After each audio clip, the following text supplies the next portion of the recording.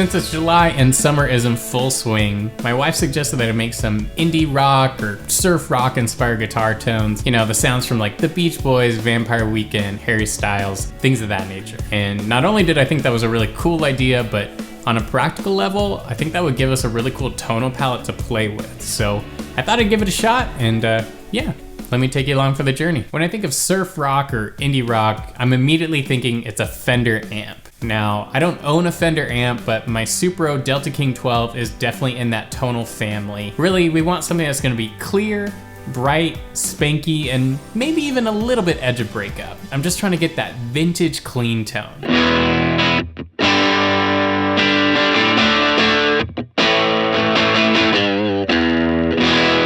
Nice, it's got some good jangle. I'm just gonna tweak it a little bit. I just kind of want like a little more low end, just a little. Since I don't have an ISO booth, I've gone ahead and put the amp in our bedroom. That way, I'm only hearing the recorded sound or the sound of the amp coming through the microphone in the control room, or in this case, my home studio. So that was just a small tweak, but I think it did actually make a pretty big difference here. Big difference to my ear means nothing, but here we go. So here's our bridge now.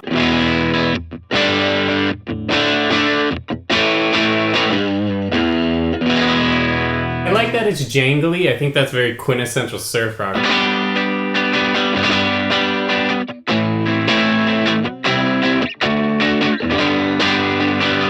I think that's money right there. Now that we have our capture in there, let me show you how it sounds.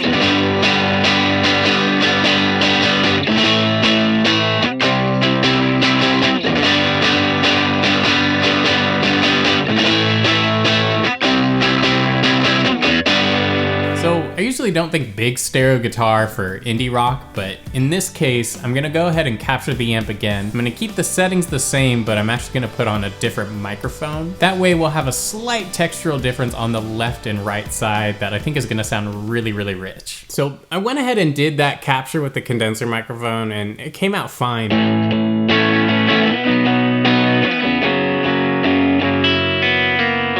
But when I put them in stereo, I really didn't like how it sounded.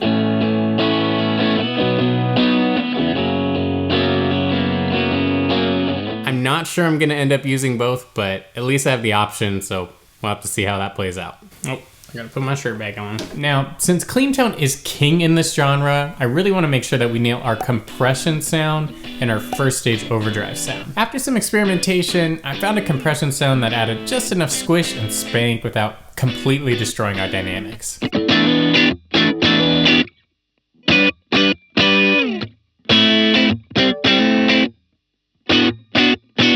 For transparent overdrives or light overdrives, I actually have quite a few options, but if I'm being honest, the pedal that sounds the most amp-like and natural to me is probably the Jackson Audio Belle Starr, and that one currently lives on my pedal board. I dialed in my pedal to add in just the smallest touch of grit while still maintaining that nice bell-like character of our amp. This is a terrible angle, but you can see. So here's what the capture sounds like. This is no first stage overdrive on.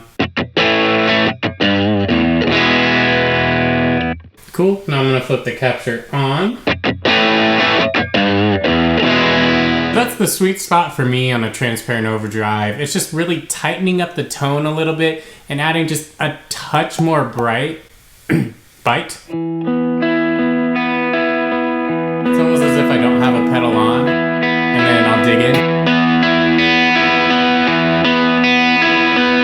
You get a lot of range with that. It's a really good leave-on thing if that's your style. Now we're under a stage 2 overdrive, or as I'm calling it, the Sludgy overdrive. Something I noticed and actually really loved about the Harry's House record was how warm and almost dark the heavy overdrive sounds were. That's a tone that I haven't really utilized myself, mainly because my preference is towards bright and clear, but that's a sound that I definitely wanted to incorporate into this preset. To get that fat, warm sound, I tried using the JHS Moonshine and the JHS Nauticlon. My gut was telling me the Moonshine, but the Clon style drive is such a warm and vintage sounding drive that I figured I should also give it a go. I liked both, but I ended up going with the Moonshine. I thought it felt actually a little more natural than the Clon in this usage.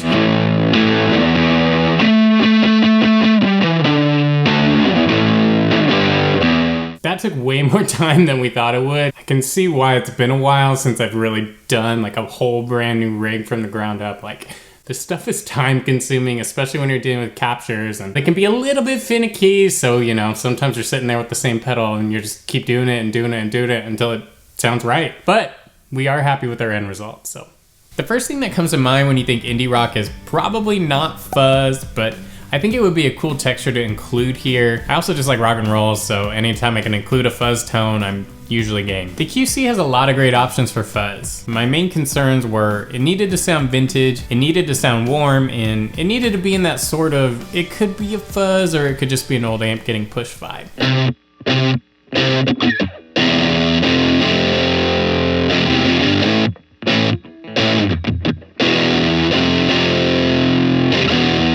As you probably know, I'm not a huge mod guy, but summer-inspired guitar tones demand great modulation, so I'm gonna really go for it today. I'm actually gonna start out with some vibrato. Vibe is something that's really grown on me. I used to think it just made your guitar sound out of tune, and I mean, it kinda does, but if you do it right, it's pretty musical.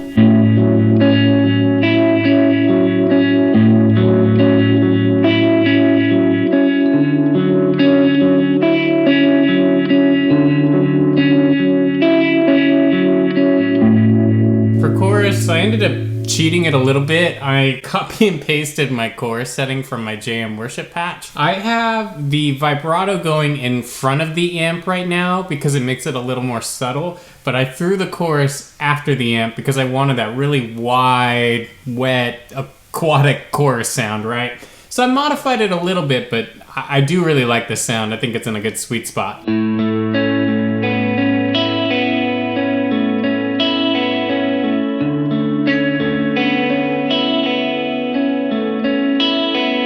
There's one more effect that I think is pretty quintessential surf rock that I want to put in, and that's tremolo.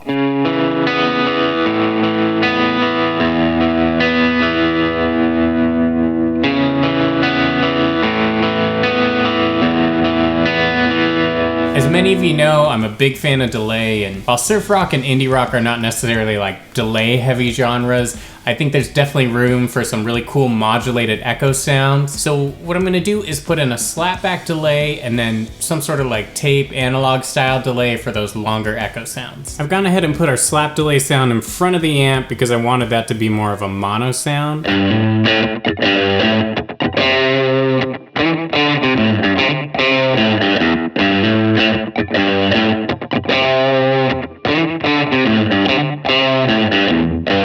And then I have our longer delay after the amp for some stereo width and ambience.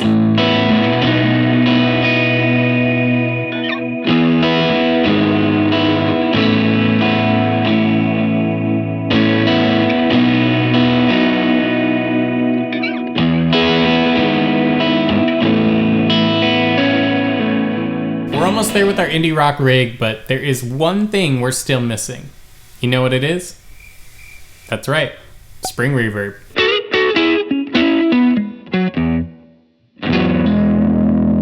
I definitely want to add a big reverb in addition to our spring. This is probably what you would call the worship guitar sound. I just think it's going to be good to have a big option in there just for those moments where we really want to wash it out.